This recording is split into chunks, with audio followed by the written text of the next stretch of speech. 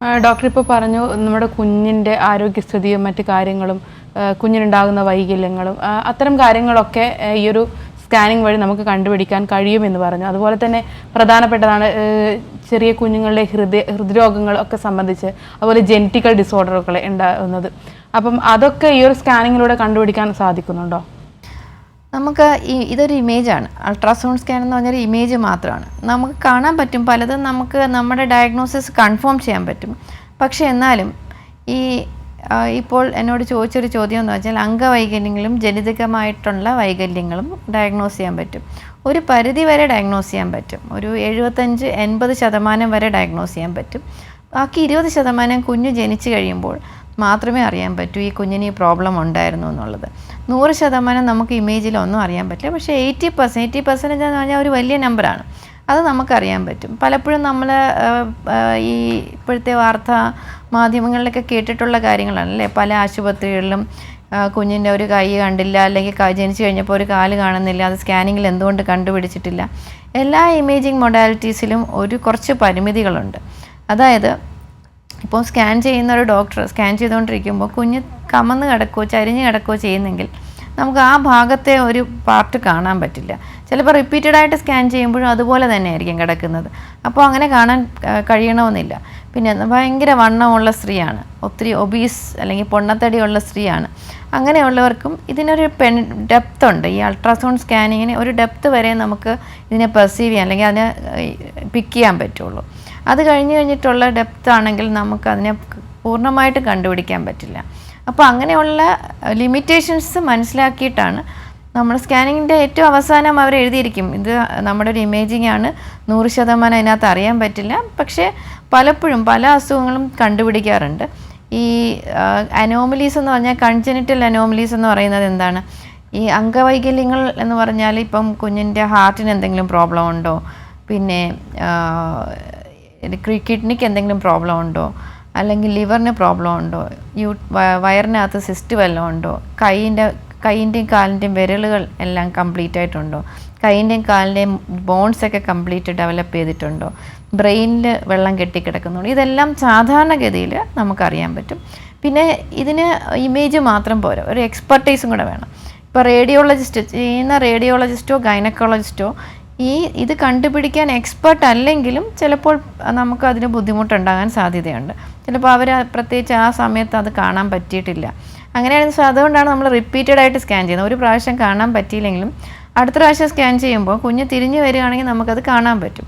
പക്ഷേ മെയിൻലി എന്താ പ്രശ്നം, നമ്മളൊരു സ്കാൻ ചെയ്തിട്ട് പേഷ്യൻ്റെ അടുത്തൊരു 2-3 ആഴ്ച കഴിഞ്ഞ് ഒന്ന് റിപ്പീറ്റ് ചെയ്യാൻ പറയുമ്പോൾ ഇത് പോസിറ്റീവായിട്ട് കണക്കാക്കുന്ന പേഷ്യൻസ് ഉണ്ട്. അവർ വന്ന് സ്കാൻ ചെയ്യാം, അവർ തിരിച്ചൊന്നും തോന്നാറില്ല, അവർക്കൊന്നും തോന്നാറില്ല, അവർ വന്ന് സ്കാൻ ചെയ്യാറുണ്ട്. പക്ഷേ ഒരു വിഭാഗം ആൾക്കാർ അത് ഡോക്ടേഴ്സിനോ ആശുപത്രിക്കോ പൈസ കിട്ടാൻ വേണ്ടിയിട്ടാണ് ഇടയ്ക്കിടയ്ക്ക് സ്കാൻ ചെയ്യുന്നത്. ഇങ്ങനെ ഒരു വർത്തമാനം പറഞ്ഞ് അവർ വരാറില്ല, പിന്നെ വരുന്നത് ഡെലിവറിക്കായിരിക്കും.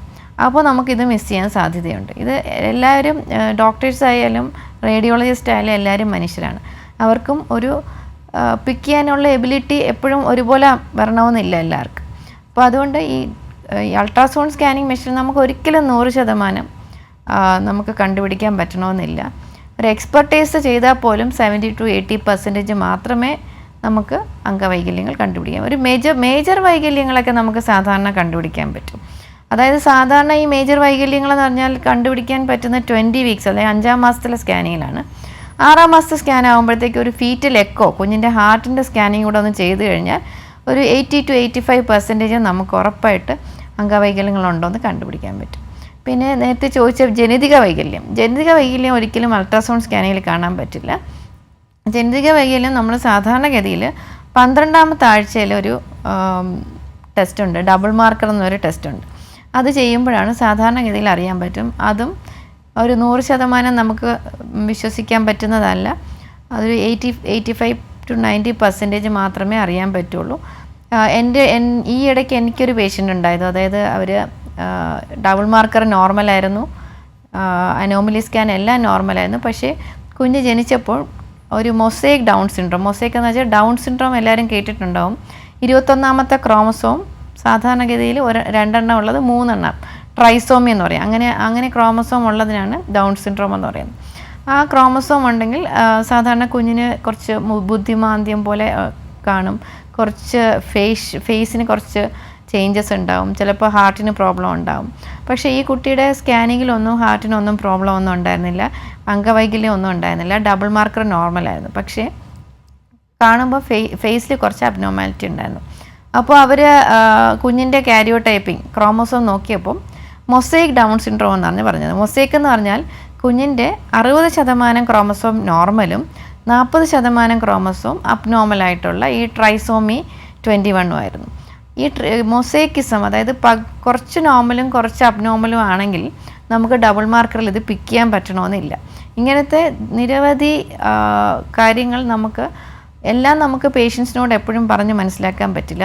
അതുകൊണ്ടാണ് ഇങ്ങനത്തെ മാധ്യമങ്ങൾ വഴി നമ്മൾ ഈ കാര്യങ്ങൾ പറഞ്ഞ് മനസ്സിലാക്കുക. നമുക്ക് ഈ ഡബിൾ മാർക്കറോ ഇല്ലെങ്കിൽ ഈ അൾട്രാസൗണ്ട് സ്കാനോ ഇതൊന്നും നമുക്ക് 100% ഈ കണ്ടുപിടിക്കാൻ പറ്റുന്ന കാര്യങ്ങളല്ല. പക്ഷേ ഇത് കണ്ടുപിടിച്ചിട്ടുള്ള ഒത്തിരി പേരുണ്ട്.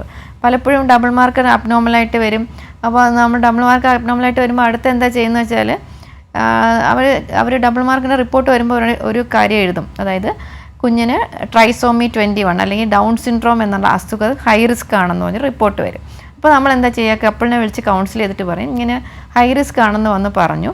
അങ്ങനെയുള്ളപ്പോൾ നമുക്ക് അടുത്ത ടെസ്റ്റ് ചെയ്യണം. അതായത് കുഞ്ഞ് കിടക്കുന്ന ഫ്ലൂയിഡ് ഉണ്ടല്ലോ, അമ്നിയോട്ടിക് ഫ്ലൂയിഡ്, ആ ഫ്ലൂയിഡ് പരിശോധിച്ചിട്ട് ആ പരിശോധനയ്ക്ക് എടുത്തു കഴിഞ്ഞാൽ നമുക്ക് കറക്റ്റായിട്ട് ആ കുഞ്ഞിന് ഈ പ്രോബ്ലം ഉണ്ടോ എന്ന് കണ്ടുപിടിക്കാൻ പറ്റും. അതിനാണ് അമ്നിയോസെൻറ്റിസിസ് എന്ന് പറയുന്നത്.